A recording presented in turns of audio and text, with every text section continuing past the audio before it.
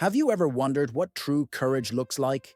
Not the kind you see in action movies, but the quiet, unwavering kind that stands tall in the face of mockery.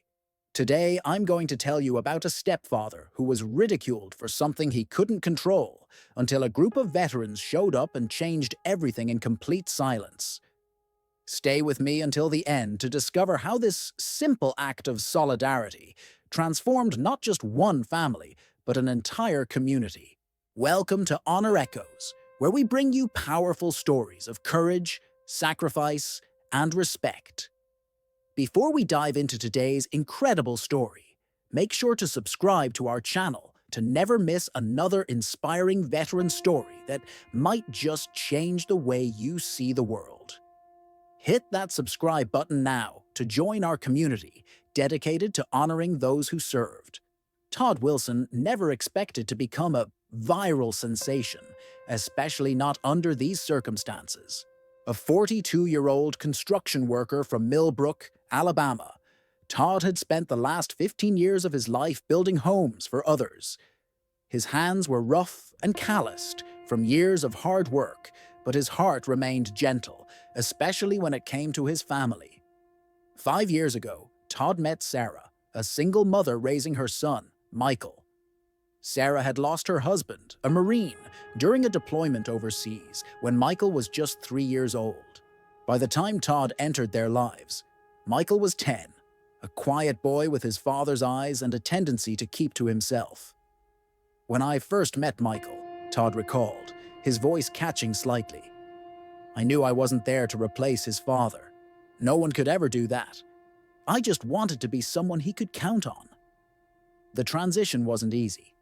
Michael had grown up with stories of his father's bravery, looking at photographs of a man in uniform who had sacrificed everything for his country. Todd, with his work boots and flannel shirts, seemed worlds apart from the hero in those pictures. Still, Todd tried. He showed up for Michael's baseball games, helped with homework, and listened when the boy would occasionally open up about school or friends. Slowly, over the course of 2 years, they developed a bond. Not quite father and son, but something unique and valuable in its own right. Then, 3 years ago, Todd and Sarah got married in a small ceremony in Sarah's parents' backyard. Michael served as the ring bearer, and for a moment it seemed like their little family had found its footing. What Todd didn't know was that the greatest challenge to their family wasn't the ghost of Michael's father, but rather the battle that Todd himself would soon face. It started with headaches, minor ones at first, easily dismissed after a long day at the construction site. Then came the dizzy spells, followed by moments when Todd's right arm would suddenly lose its strength, causing him to drop whatever he was holding. I knew something was wrong, Sarah explained, her eyes downcast, but Todd kept insisting it was nothing, just stress or fatigue from working too hard. By the time Todd finally agreed to see a doctor, the symptoms had worsened. An MRI revealed the truth. Todd had a brain tumor. Though not immediately life-threatening, it would require surgery and extensive treatment. The diagnosis came just as Michael was starting his freshman year at Millbrook High School. At 14, Michael was already navigating the complicated social dynamics of high school, trying to find his place, make friends, and establish an identity separate from being the kid whose dad died in the war. Todd's surgery was scheduled for mid-September. The procedure was successful, but it left him with temporary mobility issues on his right side, and most noticeably, caused all of his hair to fall out due to the combination of surgery and the initial treatments. The doctors told me it would grow back eventually, Todd said with a shrug. But in the meantime, I looked like a completely different person. I couldn't even recognize myself in the mirror some days. What? As Todd recovered at home, Michael continued going to school, now carrying not only the story of his biological father, but also the reality of his stepfather's illness. He told no one about Todd's condition, preferring to keep his family's struggles private. 3 weeks after the surgery, Todd had his first follow-up appointment. The doctor was optimistic. The tumor was gone, and though Todd would need regular checkups and some physical therapy to regain full strength in his right side, the prognosis was good.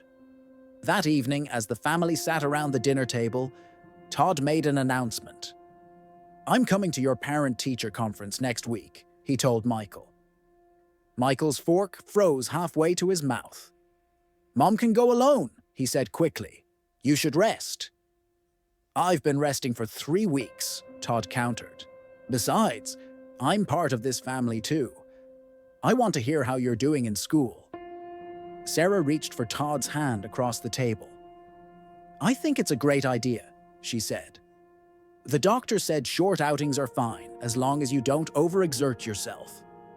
Michael said nothing more, but Todd noticed how the boy's shoulders tensed, how he pushed his food around his plate without eating much. At the time, Todd attributed it to teenage moodiness. Only later would he understand the real reason for Michael's reluctance. The parent-teacher conference was scheduled for 6 o'clock on a Thursday evening. Todd dressed carefully in his best button-down shirt and a pair of khaki pants that now hung loosely on his frame. He'd lost nearly 20 pounds since the surgery. He debated wearing a hat to cover his bald head, but ultimately decided against it. "This is who I am right now," he told Sarah as they prepared to leave. "No point hiding it." Michael was quiet during the car ride to the school, staring out the window as the familiar streets of Millbrook passed by. When they pulled into the school parking lot, he finally spoke. "You don't have to come in," he said, still not looking at Todd. "Really? It's fine if you wait in the car." Todd exchanged a glance with Sarah in the rearview mirror. "Michael, what's going on?" she asked. "You've been acting strange all week." Michael shrugged, his eyes fixed on something outside the window. "Nothing. I just don't think both of you need to be there. That's all." Todd turned in his seat to face his stepson. "Look, buddy, I know I don't look great right now. If you're embarrassed—" "It's not that," Michael interrupted, but his flushed cheeks suggested otherwise. "It's okay," Todd said gently. "I get it. I'd probably feel the same way at your age. How about this? I'll hang back a bit. Let you and your mom do most of the talking. I'll just be there to support you both." After a moment's hesitation, Michael nodded, and the three of them made their way into the school building. Millbrook High School was like most American high schools. Long corridors lined with lockers, classroom doors adorned with educational posters, and the faint smell of industrial cleaning products mingling with the lingering scent of cafeteria food. As they walked toward the classroom, where the conferences were being held, Todd noticed how the few students still on campus would glance at him before quickly looking away. The first few teacher meetings went smoothly enough. Michael was doing well in most of his classes, though his English teacher noted he could participate more in class discussions. Throughout these conversations, Michael sat stiffly between his mother and stepfather, answering questions with minimal words. It was during the break between meetings that everything changed. As they stood in the hallway, waiting for their next appointment, a group of older boys walked by. One of them, tall, with the confident swagger of a senior, did a double-take when he saw Todd. "Hey, Wilson," the boy called out to Michael. "Is this your Make-A-Wish? Did they send you Mr. Clean?" The other boys snickered, and Michael's face went crimson. Todd felt Sarah tense beside him. "Just ignore them," Todd murmured, placing a hand on Michael's shoulder, but the boy shrugged it off.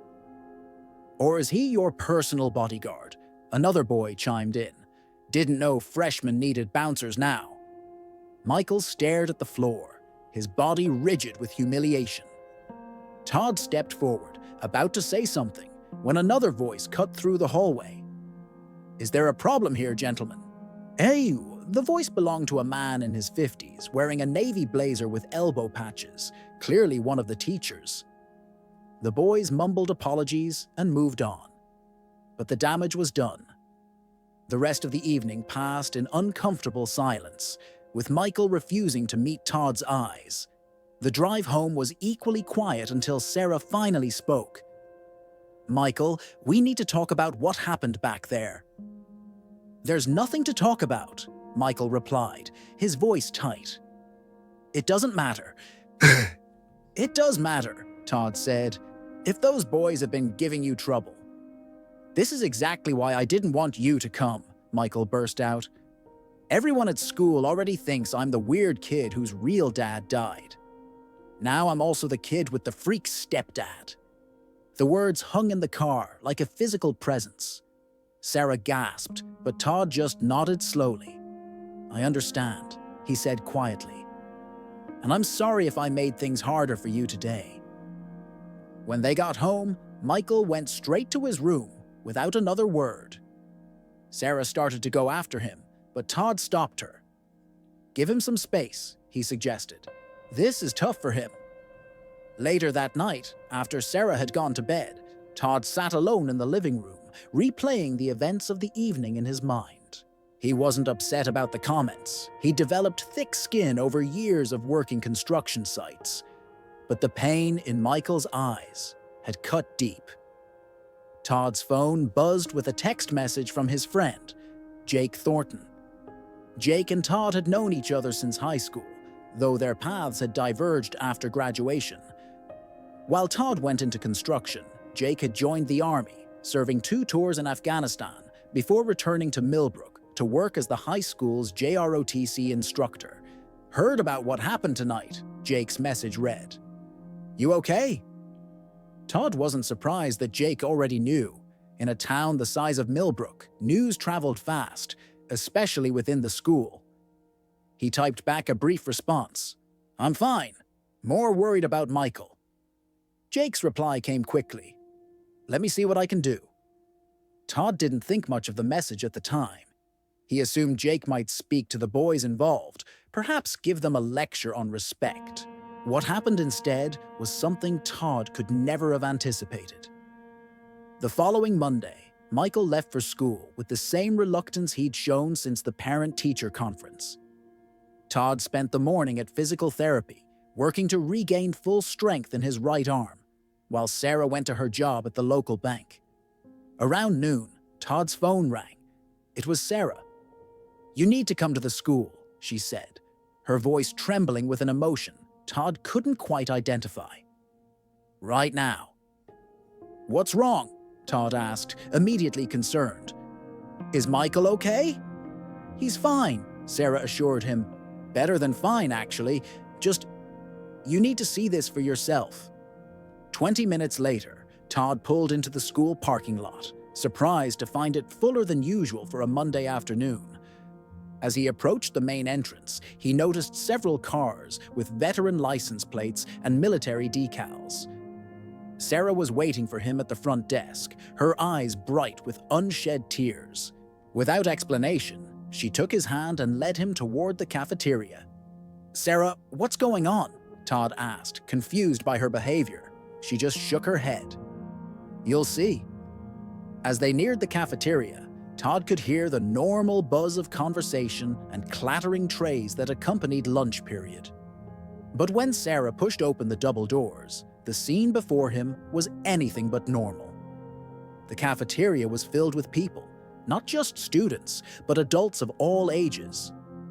And many of them were in uniform. Some wore the current military fatigues, others the uniforms of older conflicts, Vietnam, Desert Storm, even a few World War II veterans in their dress blues.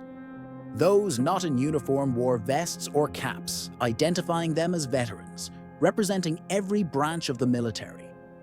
And at the center of it all sat Michael, surrounded by a group of his classmates, looking both bewildered and awed. As Todd and Sarah entered, a hush fell over the room. Then, slowly, one by one, the veterans rose to their feet. They didn't speak, didn't cheer or applaud. They simply stood in silent respect. For Todd, for Michael, for the family they had built together. Jake stepped forward from the crowd, his JROTC uniform perfectly pressed. Todd, he said, his voice carrying in the quiet room. Michael told me something important on Friday. He said he was ashamed. Not of you, but of himself. Ashamed that he cared more about what those boys thought than about the fact that his stepfather had fought through brain surgery to be there for him, Jake gestured to the veterans around them. So I made a few calls. Turns out, when you ask veterans to show up for a family that's hurting, they don't ask questions. They just show up. An older man with silver hair and a Vietnam veteran cap stepped forward next. "Son," he said, addressing Michael, "I never knew my biological father. He died in Korea before I was born. But my stepfather came to every baseball game, every school event, even when he was working 2 jobs to support us. He wasn't a hero because he died for his country. He was a hero because he lived for his family." The man then turned to Todd. "And you, sir, are fighting a different kind of battle. But make no mistake, it requires just as much courage as any we faced in combat." The veterans remained standing in silence, their presence a testament to something larger than any individual story. A recognition of the quiet heroism of showing up day after day for the people you love. The boys who had mocked Todd were also in the cafeteria, their expressions a mixture of shame and surprise as they witnessed the display of solidarity. One of them, the tall one who had made the first comment, actually approached Todd later, extending his hand. "I'm sorry, sir," he said, his voice cracking slightly. "My dad, he's deployed right now. I should have known better." Todd accepted the apology with grace, recognizing in the boy's eyes the same fear he'd seen in Michael's. The fear of losing someone you love, of having your world turned upside down by circumstances beyond your control. As lunch period ended and students began filing out of the cafeteria, many of them stopped to shake Todd's hand or pat him on the shoulder. Michael remained by his side, standing a little straighter than before. One by one, the veterans also came to introduce themselves to Todd and his family. Some shared their own stories of illness or injury. Others spoke of step-parents or stepchildren who had changed their lives. Each conversation was a thread, weaving Todd, Sarah, and Michael more firmly into the fabric of their community. Jake had arranged for Michael to be excused from his afternoon classes, and the family spent the next few hours talking with the veterans who had taken time out of their day to support them. Some had driven from neighboring towns. A few had come from as far as Montgomery or Birmingham after hearing about the situation through veteran networks. "I didn't know," Michael said quietly to Todd as the crowd finally began to thin. "I didn't know there were so many people who would care." Todd put his arm around his stepson's shoulders, and this time, Michael didn't pull away. "That's the thing about community," Todd replied. "Sometimes you don't know it's there until you need it." As they prepared to leave, Jake approached them one last time. "There's one more thing," he said, handing Todd a business card. "This is Dr. Melissa Chen. She works with the VA hospital in Birmingham, specializing in brain injuries and post-surgical recovery. She was here today, that woman in the blue blouse who spoke with you about physical therapy techniques. She'd like to consult on your case if you're willing." Todd looked at the card in surprise. "I don't have VA benefits," he began. "I never served—" "She knows," Jake interrupted. "She wants to help anyway. She said something about a research program for civilians with conditions similar to those she treats in veterans, all expenses covered." Sarah squeezed Todd's hand. "We should call her," she said, hope evident in her voice. And so they did. Dr. Chen's program provided Todd with access to cutting-edge treatments and rehabilitation services that accelerated his recovery. Within 6 months, he had regained full strength in his right side, and his hair had begun to grow back. Though he often joked that he'd gotten used to the bald look and might keep it. But the physical healing was only part of the story. Something else had healed that day in the school cafeteria, the fragile bonds of a blended family finding its way through crisis. Michael began accompanying Todd to his follow-up appointments, peppering Dr. Chen with questions about brain anatomy and surgical techniques. His science teacher noted his sudden interest in medicine and encouraged him to consider it as a career path. At school, Michael was no longer just the kid whose dad died, or the kid with the weird stepdad. He became known as someone with an inspiring story, someone who had been embraced by veterans from across the state. The incident that could have deepened his isolation instead connected him to a broader community. As for Todd, he found himself invited to speak at veteran events, sharing his experience not as a veteran himself, but as someone who had been lifted up by their brotherhood. He always began these talks the same way. "I never served in the military, but I learned what service truly means the day a cafeteria full of veterans stood in silence for my family." The annual Veterans Day ceremony at Millbrook High School took on new significance that year. Instead of the usual assembly with a guest speaker, Jake organized a community dinner, bringing together veterans, their families, and anyone else who wanted to attend. Todd, Sarah, and Michael helped serve food, each of them wearing t-shirts printed with the words, "Family isn't always blood. Sometimes it's who stands with you when you need it most." The veterans who had filled the cafeteria that day became regular visitors to the Wilson home. Some offered to help with projects around the house.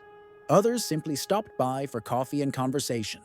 A few of the older veterans adopted Michael, sharing stories about their service and, occasionally, about the fathers and stepfathers who had shaped their own lives. "You know," one of them told Michael during a backyard barbecue, "your biological father was a hero for what he gave, but Todd's a hero for what he gives every day. Different kinds of courage, but both worth honoring." Eh? Michael nodded, watching as Todd, now fully recovered except for a thin scar hidden by his newly regrown hair, laughed with Sarah across the yard. "I know," he said.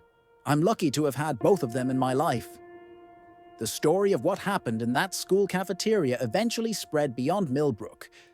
A local newspaper ran an article, which was picked up by military publications and then by national media. Todd and Michael were invited to appear on morning shows and podcasts about blended families and community support. They always told the story the same way. Not as a tale of mockery and embarrassment, but as one of solidarity and silent strength. They emphasized not the few seconds of cruelty from teenage boys who didn't know better, but the hours of steadfast presence from men and women who stood together without needing to say a word. 3 years have passed since that day. Todd remains cancer-free, his regular checkups now more of a formality than a cause for concern. Michael is a senior in high school with plans to study pre-med at the University of Alabama, inspired by Dr. Chen's work with both veterans and civilians. And every year, on the anniversary of what the family now calls the Cafeteria Day, they host a gathering for any veterans who want to attend. The event has grown from a few dozen people in their backyard to hundreds gathering in the town park. No speeches are given at these gatherings. Instead, at exactly noon, the time when those veterans first stood in silence in the school cafeteria, everyone present stands together for 1 minute, honoring not just military service, but all the ways people show up for one another in times of need. It's funny, Todd reflected at the most recent gathering as he looked out over the crowd of familiar and new faces. I spent so much time worrying that I couldn't replace Michael's father. I never realized that wasn't what he needed from me. Sarah leaned her head against his shoulder. What do you think he needed instead? Todd watched as Michael moved through the crowd, greeting veterans he'd come to know over the years, introducing himself to those he hadn't met before. Just someone who would keep showing up, he said. Someone who would stand beside him, even when it was hard. Especially when it was hard. Just like they did for you, Sarah murmured. Todd nodded, remembering the silent cafeteria, the rows of veterans standing tall, the message their presence had conveyed more powerfully than words ever could. You are not alone. We see you. We stand with you. In a world that often celebrates the loudest voices and the most dramatic gestures, it was a moment of quiet solidarity that had changed everything for the Wilson family.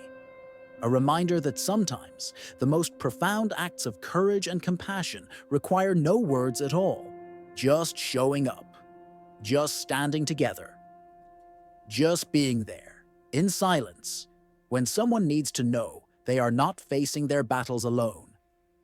What started as mockery in a school hallway transformed into a powerful movement of silent solidarity that continues to touch lives years later. This story reminds us that true strength isn't always found in what we say, but in how we show up for each other in moments of vulnerability. If this story moved you, please take a moment to subscribe to Honor Echoes. Your subscription helps us continue sharing these powerful stories of courage, community, and respect. Hit that subscribe button now and join our mission to ensure that the quiet acts of heroism happening every day in our communities are never forgotten. And if you know someone who's fighting their own battle right now, share this video with them. It might be exactly what they need to hear today. Until next time, remember, sometimes the most powerful statement we can make requires no words at all.